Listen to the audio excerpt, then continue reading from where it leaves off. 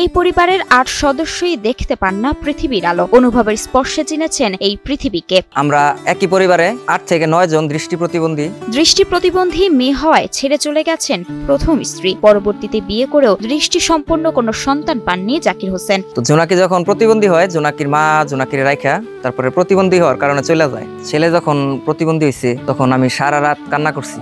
জন্ম থেকেই চোখের আলো না থাকায় আন্দাজের উপর ভিত্তি করে চলাফেরা করেন তারা। দেয়ালের স্পর্শে বুঝে নেন দিক। যে আমরা আইডিয়ার উপরে চলাফেরা করি কিছুটা, আমরা যেহেতু আমরা ছোট থেকে এখানে বড় হয়েছি, চলাফেরা করতে করতে আমরা বুঝতে পারি যে এখানে গাছ আছে, এখানে এটা আছে, এখানে এটা আছে। অনেক মানুষ কল্পনা করে যে এরা জন্মের এই অবস্থাতে তারা চলাচল করে কিভাবে।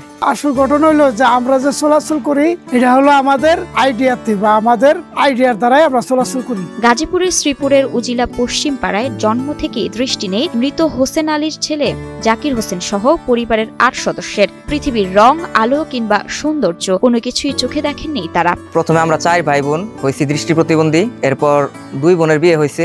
মোটামুটি তাদের ঘরতেও এক বোনের এক ছেলে এক মেয়ে দৃষ্টি প্রতিবন্ধী। তো আরেক বোনেরও হয়েছিল, কিন্তু অপারেশনের পরে ঠিক করা গেছে আর কি সন্তানের। আমার একটা ছেলে হয়েছে, একটা মেয়ে হয়েছে। তো প্রথম একটা মেয়ে হয়েছে, সেও দৃষ্টি প্রতিবন্ধী, জোনাকি। জাকিরের পুরো পরিবারই যেন এক আলো বঞ্চিত জনপদ।